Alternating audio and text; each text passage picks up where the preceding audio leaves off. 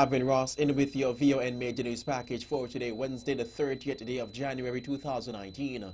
In our lead stories nationally, ICT Center in St. Kitts and Nevis strengthens Internet Security Management certification capability, and St. Kitts and Nevis to open an embassy in Abu Dhabi in 2019. Regionally, 6 kidnapped by the Venezuelan pirates. US 200,000 demanded. Internationally, President Trump tells U.S. spy chiefs go back to school. And in sports, Windies maintain unchanged squad for second test against England tomorrow. We will have the details to these and other stories after this short break.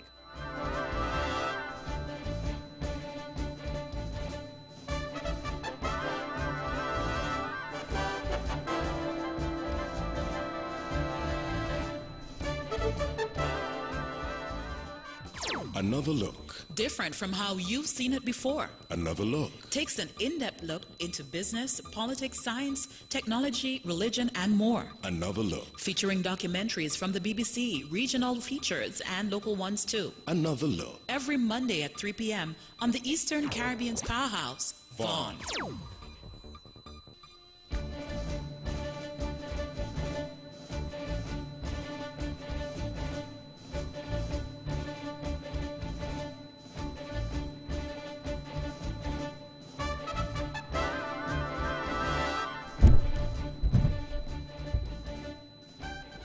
Welcome back and on to our national news segment.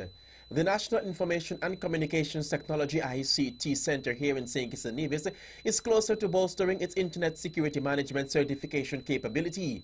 So says Director of Technology Department, Amika Mosenden. I think you'll be pleased to know that later down this year, the Department of Technology will be embarking on a program to get the National ICT Center ISO 27001 certified. The ISO 27001 is the international standard that provides the specification for a best practice information security management system, ISMS. An ISMS is a systematic approach to managing sensitive company information so that it remains secure. At present, 15 participants from different ministries and departments within the government are attending a 2-day certified ISO 27001 lead, implementer, and internal controls architect training and certification workshop. The training will prepare participants to be eligible for professional certification as certified ISO 27001 lead, implementers, and internal controls architects who can manage the threats to government's information. The director added that as a result, important data will remain safe. As part of that process, our server room here will be hosting the application, and we are thus required to become ISO 27001 certified here to provide the necessary confidence that the information security policies and strategies, etc., are in place to ensure that that data, critical land information data, is secure. That is Director of the Technology Department, Amicia Mosenden. And St. Kitts and Nevis will open an embassy in Abu Dhabi in 2019 with the goal of improving services for citizens living in the GCC and other Middle Eastern nations. The GCC, Gulf Cooperation Council, is a regional intergovernmental political and economic union consisting of all Arab states of the Persian Gulf except Iraq. This was disclosed by St. Kitts and Nevis' Foreign Minister, the Honorable Mark Brantley, in Dubai on Monday, 28th January 2019, while addressing a number of agents and economic citizens from the Middle East. Minister Brantley also took the opportunity to reconfirm the citizenship by investment program's integrity in the aftermath of allegations concerning the illegal undercutting of real estate investment requirements. He underlined that St. Kitts and Nevis provides the platinum standard of the citizenship by investment industry with robust due diligence procedures, standing as a striking example of the high standards being sought across the program's administration. Minister Brantley was accompanied on his Dubai trip by the Attorney General, Vincent Byron Jr. And the Ministry of Environment here in St. Kitts and Nevis is the recipient of a coral reef early warning system and a hydrometeorological system. The equipment was handed over to government by the Caribbean Community Climate Change Center, CCCCC. With the receipt of the equipment, public and private sector agencies across St. Kitts and Nevis involved with climate change and marine resources will receive much needed climate data. A hydrometeorological system was installed in Utleys and one in Nevis, while the Coral Reef Early Warning System is located in the Sandy Point area. Minister of Environment, the Honorable Eugene Hamilton, said that the donation will play a significant role in St. Kitts as the Federation is vulnerable to the continued effects, that is, of climate change despite international agencies indicating otherwise. Showcasing skills, empowering people for life. That will be the theme under which a week of activities will be held to commemorate the second anniversary of the Skills Training Empowerment Program STEP, which was launched on February 2017 as a new model to replace the People Empowerment Program PEP.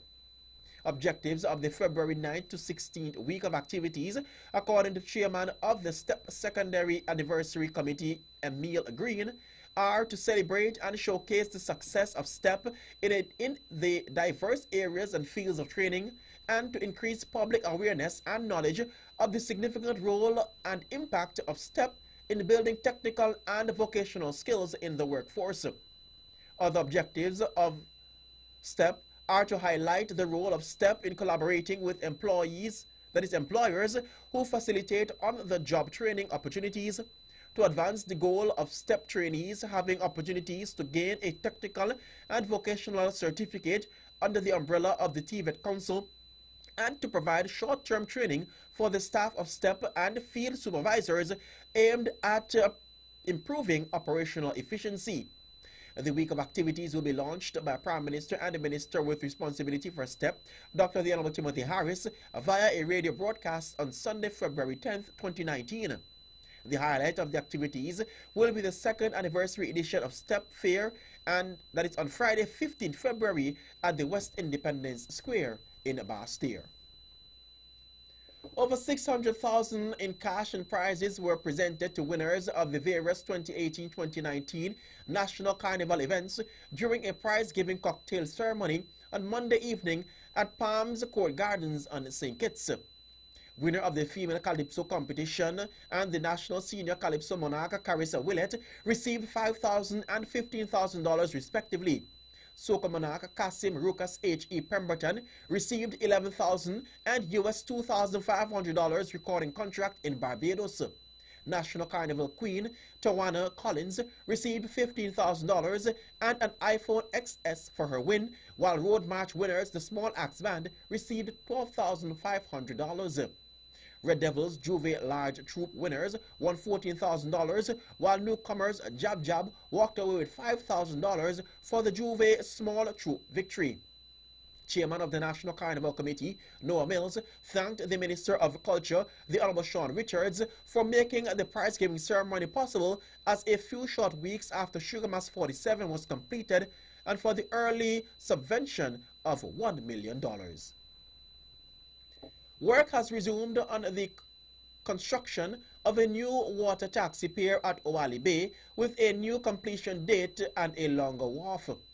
Deputy Premier of Nevis, the Honorable Alexis Jeffers, made the announcements when the January 29, 2019, and said the previous challenges with the project had come to an end and work is expected to be completed in the coming 3 to 4 weeks.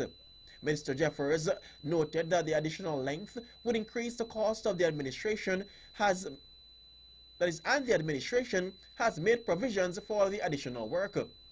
The length of the pier was initially 196 feet, but with the extension as announced by Minister Jeffers, the actual length is 316 feet.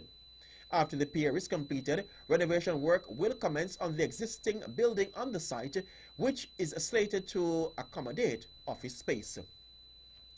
And finally, in our national news segment, Premier of Nevis, the Honorable Mark Brantley, will hold his first press conference for 2019 on Thursday, 31st January at 10 a.m. on the second floor of the Social Security Building at Penny's Estate.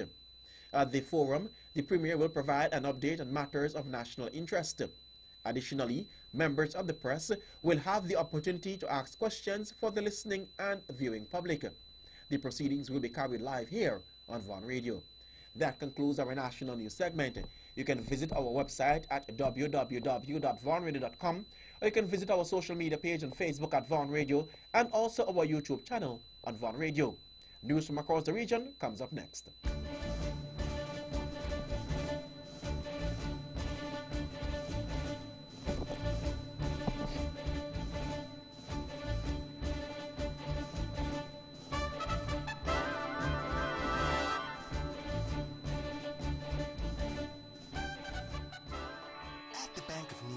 We know you have your personal as well as your business needs, and we're here to help.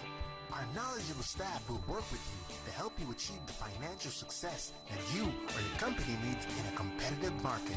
We offer solutions that make your banking experience easier, like our savings and checking accounts. Be sure to ask about our youth savers accounts and our Bank of Nevis Gold Club.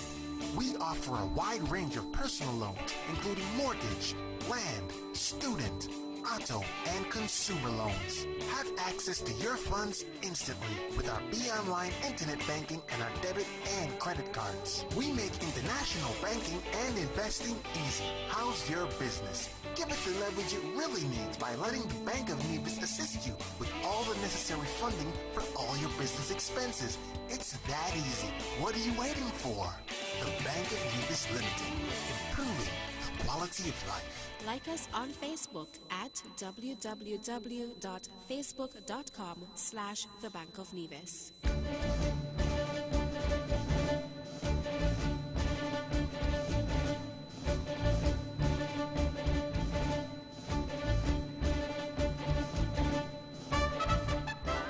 Welcome back and onto our regional news segment. Out of Venezuela.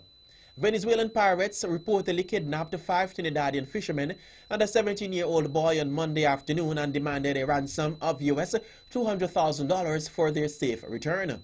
Senior officers in the Southwestern Division confirmed the kidnapping and said the message was sent to the victims' families through another fisherman.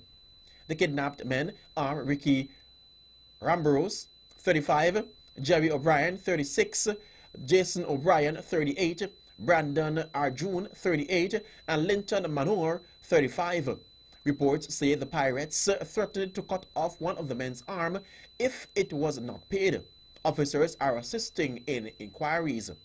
Still out of Venezuela, President Nicolas Maduro says he's open to having talks with his opponents to resolve the political crisis in his country, and that has deepened since last week when opposition leader Juan Guaido declared himself interim leader.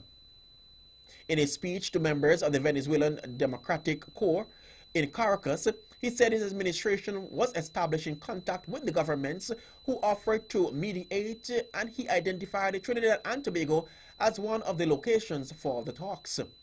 His comments came after he had spoken with Caribbean Community CARICOM leaders and diplomats who met with United Nations Secretary General Antonio Guterres in New York to discuss the situation in Venezuela. And out of the Cayman Islands, a police officer who suffered a serious head injury while on duty in 2013 is now suing the Royal Cayman Islands Police Service, RCIPS, claiming that the RCIPS was negligent in failing to provide him with proper headwear protection. The officer, Constable Fitzroy Talbert, was responding to an incident in the Pirates Cove Bar in East End at around 1 a.m. on March 22, 2013. Although he was provided with a bulletproof vest, Mr. Talbert did not receive any form of protection headwear, his lawsuit states. When Mr. Talbert and another constable exited their police vehicle, they noticed a large crowd gathering outside the bar.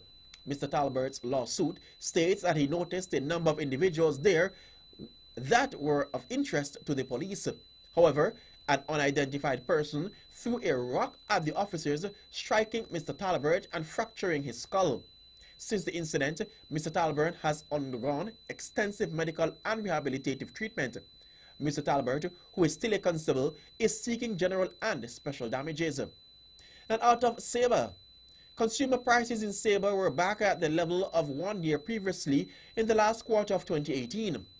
In the preceding quarter, consumers on Sabre paid 4.4% more for goods and services year on year. In the last quarter in 2017, immediately following Hurricane Irma, prices of many goods and services on Sabre rose considerably. The average price level still saw a modest increase in the ensuing period, but the trend came to a halt in late 2018 as consumer prices fell to their lowest level of the entire year, ending at exactly the same level as 1 year previously. This is reported by Statistics Netherlands (CBS) on the basis of the Caribbean Netherlands Consumer Price Index (CPI). And in news out of Dominica, Dominica ranks at number 45 out of 180 countries on the list of least corrupt countries in the world for 2018, according to Transparency International's Corruption Perceptions Index. This current ranking presents a drop of 3 places for Dominica from number 42 in 2017 and positions the country as the third least corrupt of those Caribbean countries that are shown in the rankings. St. Vincent and the Grenadines is ranked at number 41, St. Lucia is at number 50, and Grenada is ranked 53rd. Internationally, Denmark tops the list and Somalia is at number 180. Meantime, Jamaica's Tourism Minister Edmund Bartlett is encouraging Caribbean leaders to collaborate on ways to collectively strengthen tourism across the region. He says that while there is high demand for the product, collaboration will further boost its allure and competitiveness. Bartlett was speaking at the 26th World Travel Awards WTA Caribbean and North America Gala ceremony at Sandals Montego Bay on Monday. Noting that 30 million tourists visited the region in 2018, he said Caribbean countries remain highly dependent on tourism to drive economic growth. The Jamaican tourism minister said it is therefore imperative that regional tourism leaders work together as a team to build the strength of tourism and make it work for the people of these countries. And in news out of the Bahamas, on January 28th, between the hours of midnight until 3 a.m., the Immigration Enforcement Team, along with police officers from the Southwest Division, carried out Operation Operation Honey Hive, and arrested a total of 12 foreign nationals. According to local media, 5 Jamaicans, 1 Venezuelan, 1 Trinidadian, and 5 Colombian females were arrested by immigration officers during the joint operation with RBPF. The operation's objective was to infiltrate the illicit nightlife circuit in New Providence by strategically targeting strip clubs throughout the island.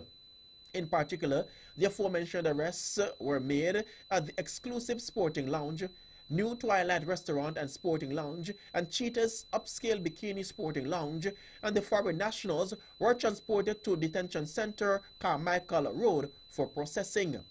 In an effort to ensure compliance with the St. Lucia law of the country, the aforementioned foreign nationals will face prosecution in the magistrate's court. Finally, in our regional news segment, out of St. Lucia, St. Lucian actress Gabrielle Ryan will be starring in a Portia in the new Netflix Bonding filmed and set in New York. A dark comedy loosely based on the colorful life of Writer Doyle, Bonding centers on the relationship between former high school BFFs Pete and Tiff, a grad student and secretly New York City's top dominatrix who reconnects unexpectedly years later. She developed her love for drama at the prestigious Brighton College, UK, where she attended on an academic scholarship. She took 3 jobs, saved hard, and went on to fund her own training at New York's Lee Strasberg Theatre and Film Institute, where the likes of Angelina Jolie and Robert De Niro also studied. That's it for regional news. International news and sports comes up next as the VON Major News Package continues.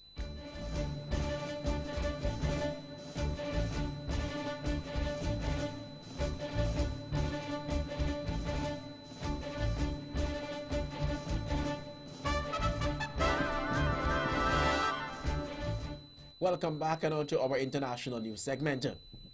President Donald Trump has described U.S. intelligence agencies as naive and wrong in their assessment of the threat posed by Iran. Be careful of Iran. Perhaps intelligence should go back to school, Mr. Trump tweeted. The testy response comes after the U.S. intelligence reports Iran was not making nuclear weapons. It also said that North Korea remained unlikely to give up its weapons stockpiles and production abilities. Last year, the U.S. pulled out of the 2015 Iran nuclear deal, triggering widespread criticism from Washington allies. And Apple boss Tim Cook has hinted it could lower iPhone prices in some places in an attempt to boost falling prices.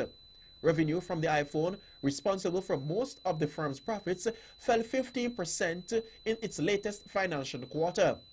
Overall, the firm's revenue was down 5% from a year ago at about $84.3 billion. The slowdown has been expected after the tech giant warned investors earlier this month that revenue would be about $84 billion, lower than expected. The firm has blamed the issues partly on the economic slowdown in China, but Chief Executive Tim Cook said customers were also struggling with the firm's high prices. He said a strong dollar, which makes its products comparatively more expensive, had hurt its sales in emerging markets. Nissan ex-chairman Carlos Ghosn has said his arrest in Japan was the result of a plot and treason against him. He was speaking in his first interview since his arrest in November on financial misconduct charges. Mr. Ghosn said some Nissan executives wanted to stop his plan to integrate Renault, the French car firm he headed, with its Japanese alliance partners Nissan and Mitsubishi. Mr. Ghosn is still being held in a Tokyo detention center pending trial. After his arrest, he was sacked as a chairman of Nissan and Mitsubishi.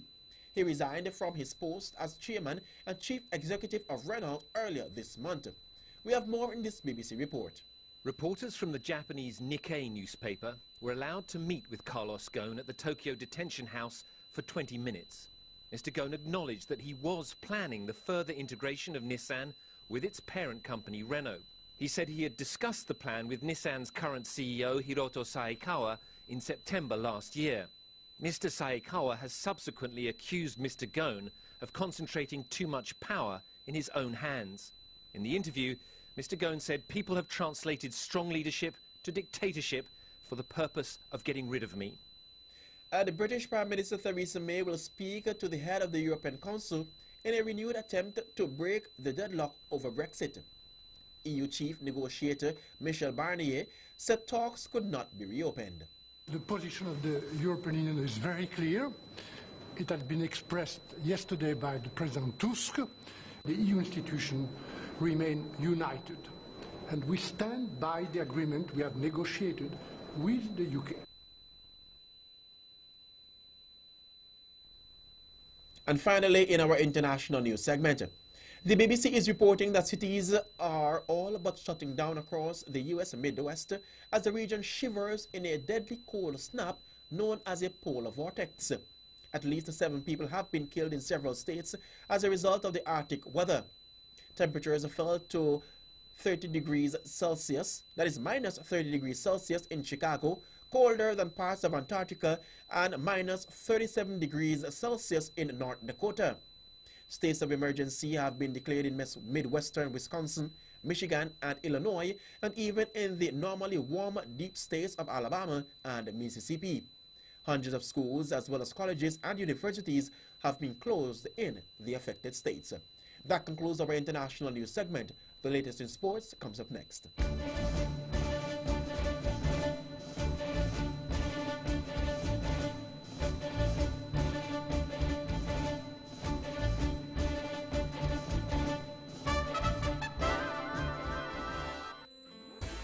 Most of us spend the better part of each weekday at the workplace. So why not make your office environment the kind of setting that helps you function at your personal best by outfitting it with top quality furniture, high-end photocopiers, printers, versatile office supplies, and the latest technology. The friendly and knowledgeable staff at the TDC Business Center are happy to provide you with personalized service to help you create an office space that's the total package. TDC Business Center, providing solutions that work.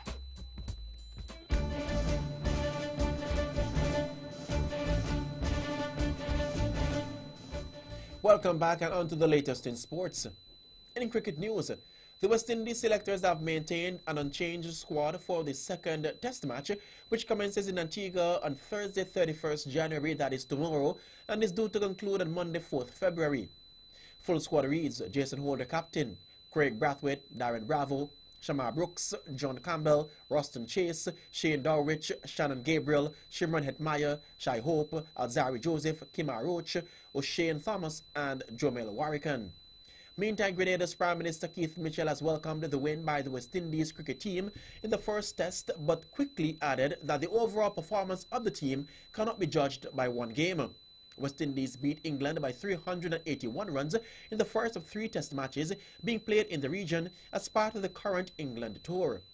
Dr. Mitchell said, and I quote, "As one who understands the game well, I know you cannot make a final judgment on the performance of a team by one game," end quote. Dr. Mitchell prefers to see permanent change in the attitude of the West Indies cricket rather than a one-off win, he said. "Unless the administration changes, I do not think we will see the kind of performance we need to." The West Indies will play 2 one-day international matches in Grenada on February 25th and 27th. And in local sporting news, the Charles E. Mills Secondary School CEMSS retained the Giant Mount High School relay title on Sunday 27th January 2019. Students from the CEMSS continued with their track and field dominance at the event and copped 12 gold medals and 5 silver medals. The Charlestown Secondary School in second place won 4 gold medals, 2 silver medals, and 1 bronze. The Bastia High School in third place won 2 gold medals, 8 silvers, and 4 bronze. The Bastia High School, meantime, won the cheerleading competition and defeated the Immaculate Conception Catholic School and CEMSS. And in more local sports, the VOJN Primary School held its cross-country relays on Thursday, 24th January. The updated point standings at the school are as follows: Blue House 223 points, Gold House 198 points, and Green House 188 points. Still in local sporting news, on Saturday 26 January, the opening night of the ongoing Brown Hill Basketball League, CG Rebels and home team Bronx Crisis started with convincing wins. In the first match, Bronx Crisis beat CG Massives with a scoreline of 61 points to 50 points. In Game 2, CG Rebels beat the Dynasty Ballers 64-43. The action continues on Thursday night at the Brown Hill Hard Court. Finally, in our sporting news segment, in football news, Qatar beat host United Arab Emirates 4-0 to reach a final of the Asia Cup in a game that witnessed the UAE fans throwing shoes at opposition players. The home fans threw bottles and sandals in Qatar, as Qatar players celebrated their goals during the game in Abu Dhabi. The Qatar national anthem was also loudly booed by home fans amid political tensions between the nations. And that's it for sports. The weather comes up next. The forecast for tonight reads partly cloudy with a 40% or moderate chance of some light showers. Tomorrow, partly cloudy to cloudy with a 60% or moderate chance of more light showers during the morning, and partly cloudy during the afternoon with a 30% or low chance of showers.